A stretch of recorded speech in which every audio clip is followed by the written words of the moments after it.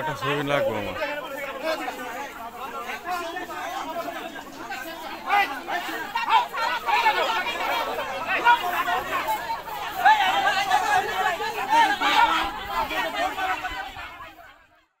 উচ্ছেদকে কেন্দ্র করে পাহাড়ে বসবাসরত স্থানীয় এলাকাবাসীদের সাথে রামু ৩০ বিজিবির মধ্যে উত্তেজনা। রাস্তায় বাঁশ ফেলে ব্যারিকেড দিয়ে যান চলাচল বন্ধ করে দেয় এলাকাবাসী। এতে দীর্ঘ ৪ ঘন্টা জনদুর্ভোগের শিকার হয় পথচারীরা। রামু থানার ওসি ফরিদ উদ্দিনের নেতৃত্বে পুলিশ ঘটনাস্থল পরিদর্শন করে পরিস্থিতি নিয়ন্ত্রণে আনে। পুলিশ ও রাজনৈতিক নেতৃবৃন্দরা এলাকাবাসী ও বিজিবির সাথে কথা বলে সমাধানের আশ্বাস দিলে রাস্তার উপর থেকে ব্যারিকেড সরিয়ে নেয় এলাকাবাসী। বিশৃঙ্খলা করবো না, রাস্তায় কোনো ব্যারিকেড দেবো না। সবাই এখানে যারা মা বোনেরা আছে, আমরা সবাই যার যার সন্তানদেরকে বাসায় নিয়ে যান, বাড়িতে নিয়ে যান।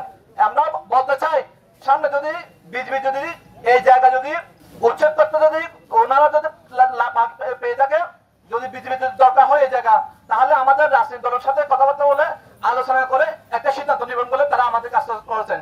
সুতরাং যেহেতু বিজিবি যেহেতু আমাদের কাজ, আমরা এখন থেকে আমরা আর রাস্তা কোনো দাঁড়াবো না, কোনো ধরনের বিশৃঙ্খলা করবো না, যার যার মতো করে সবাই চলে যাবো।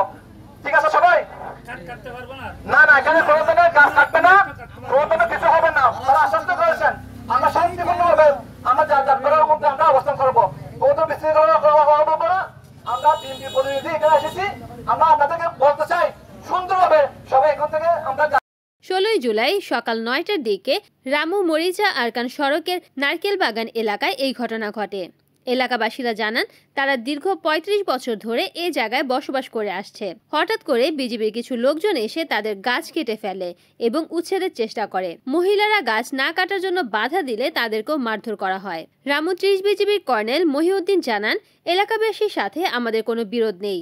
মহিলাদেরকে মারধরের বিষয়টি সম্পূর্ণ মিথ্যে। আমাদের জায়গায় আমরা গাছ কাটছি, তাদের জায়গায় কোনো গাছ কাটা হয়নি। ঘটনা শুরু হয়েছে আজকে ভোর সকাল ৫টা থেকে ৬টার ভিতরে, যখন বসত বাড়িতে বিজিবি অতর্কিতভাবে এসে গাছপালা এবং প্রায় ২০০-র অধিক বাঁশ গাছ কাটা হয়েছে, ৫০ থেকে ৬০টার অধিক ফলের গাছ কাটা হয়েছে।